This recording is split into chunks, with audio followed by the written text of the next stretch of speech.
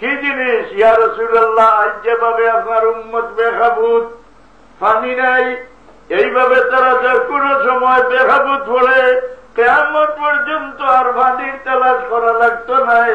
তারা লাগিয়ে আমি মাটিরে পানির বদলা দিয়া দিলাম, আজ থাকি লইয়া তারা তৈয়ম্মুম করিয়া ইবাদত আদা করি যাও।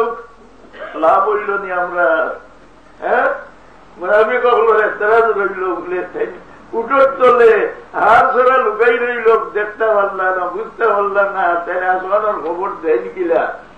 মুনাফিকে আর মুমিনে হ্যাঁ পার্থক্য তখন আল্লাহর নবীর পুরা পুরা গুণ স্বীকার করতো না মুনাফিকে, আর মুমিনর একই নাছিল যে আল্লাহর ফাটাইল একেবারে যা একটা হই নকটা আমরা করণীয়, আমরা মানবার মতো জিনিস, আল্লাহ নবীর পছন্দের জিনিস ইবাদত, আল্লাহ নবীর না পছন্দ জিনিসের নাম হইল মাসিয়ত, গুনাহ। আল্লাহ নবী একটা পছন্দ করছে, নিকটারে না পছন্দ করে কোরআন শরীফের আয়াতে হওয়ার লগে লগে কাফির। যেমন রাসূলুল্লাহ কদম মুসি গ্রহণ করছেন, এক বেটায় হয়ে দিল দণ্ড বুঝ। রাসূলুল্লাহ খবর জিয়ারত করছেন, এক বেটায় হইল খবর পূজা। এর ইমান রইবনি না? ইমান যাইব গিয়া?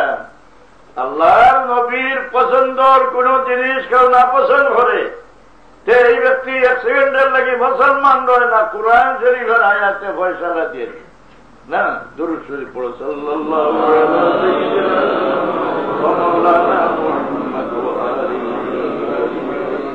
আমি এই দুইটা কথা আপনারা হইবার এরাদা করছি। একটা জিনিস দিলর ভিতরে মানুষের দিয়ে হিংসা, আদাওয়াত, মানুষের খারাপি করার এরাদাটা ঢুকাইও না। দিলকে পরিষ্কার রাখলে দুনিয়ার জীবন পরিষ্কার হইব, হাসরের দিনও আপনার লাগি উজালা হইব।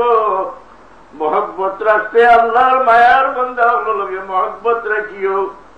আল্লাহর হাবিবের বিরুদ্ধে কোন ব্যক্তি এমন কোন কথা হয় যেটার দ্বারা আল্লাহর হাবিবের গুণাগুণের বিপরীত হয়, আল্লাহর নবীর ইজ্জতের বিপরীত হয়, এই ব্যক্তির মুখের কথা শুনতে খান্ডি ফেতে লাইও না, হতো তার মুখটা বন্ধ করে দিও। বলে এই মুমিনের কথা নাই, আল্লাহর হাবিবের ইজ্জতের বিপরীত কথা মাত্রাওয়ালা কোন সময় মুমিন হইতে পারে না।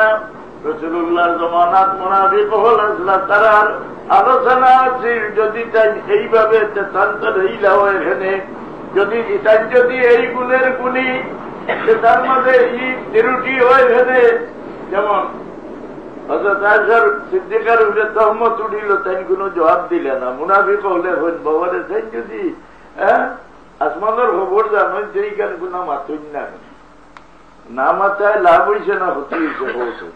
যদি রাসূলুল্লাহ ফরমাইটা আয়েশা নির্দোষ, এইটা হইল হাদিস।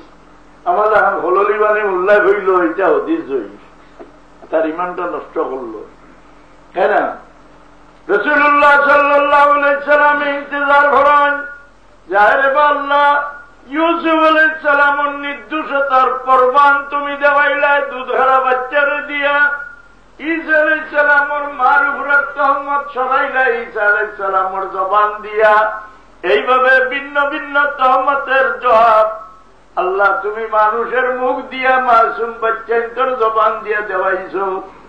আমি মাসুম বাচ্চার জবান দিয়া এখানে দেওয়াইব। আল্লাহ তুমি তো দেখনে বালা, জাননে বালা, এর জবাব তুমি নিজে দিয়া দেও। শেষে আল্লাহ দিলা না যে আমার হাবিবর সাহেবানি হযরত আয়েশা সিদ্দিকা নির্দোষ টানে এই মুনাফিক হলে বা দোষী হলে তহমত লাগাই দিছ। হ্যাঁ, তো এই দুইটা কথা আপনারা স্মরণ রাখিও। আর যদি হায়াতে মোলাকাত হয় এখানে তো আর সহ্য নাই, কিন্তু মোলাকাত হওয়ার আশা খুব কম। এ কথাটা গাইড বান্ধিয়ে রাখিও, দিলের ভিতরে মানুষের বলাইয়ের খেয়াল রাখিও, মানুষের খেদমত করবার খেয়াল রাখিও। জীবনে ভারতে মানুষের খেদমত করিয়া যাইও, এর দ্বারা নিজের জীবন উজালা হয়, নিজের বংশ উজালা হয়। মানুষের ক্ষতি করার খেয়াল দিলতনে সরাই রাখিও, মানুষের লগে আদাওয়াত রাখিও না, মানুষের গিল্লা করিয়া মানুষের ইজ্জত নষ্ট করিও না, এর দ্বারা নিজে ধ্বংস হয়ে যায়। দ্বিতীয়ত মহব্বত রাখতে সবচেয়ে প্রধান হইয়া গুণী হইয়া থাকলো রাসূলুল্লাহ সাল্লাল্লাহু আলাইহি সাল্লামের মহব্বত। রাসূলুল্লাহ তারিফ যে মজলিস হয় সেই মজলিস হাজির হইয়া বেটা মৌলভী শরীফ বললে তার গানো আর ছবি দেয়। মৌলভী শরীফও কোনো গুনাহ হয়নি। এই জমিনটা আল্লাহ মৌলভী শরীফের মহফিল বানাই রাখছেন নিনা না। লাউলা কালামা খালাকতুল আখলাক, এই হাদিস শুনলে আমার মোল্লা বেটায় হইবা এটা হাদিস ঠিক নাই। ইমাম আবু হানিফা সাহেব হাদিস বেশ জানেননি না, আমরা বেশ জানি। ইমাম আজম সাহেব বেশ জানেননি না, আমরা বেশ জানি। তাই নয় আনতাল্লাযী লাউলা কালাম আনতাল্লাযী লাউলা কামা খুলিকা মরউন কাল্লা ওয়ালা খুলিকাল ওয়ারা লাউলাকা। ইয়া রাসূলুল্লাহ, আপনি না হইলে সৃষ্টি গুনতে হইল না, ও লাউলা কালামা খালাকতুল আখলাক এর ব্যাখ্যা তানশের অর্থাৎ একজন মশা আইতা তান লাগি মসজিদটা ইয়ার করা হয়েছে। আর ওদের লোকে আইন এনের উদ্দেশ্য নাই, উদ্দেশ্য বিয়াবাড়ির মশা। আল্লাহ ফরমান ইয়া রাসূলুল্লাহ, আপনার লাগি আমি আসমান জমিন সবটা তৈয়ার করছি। মৌলভী শরীফ বেদাত বলে বাবারে যে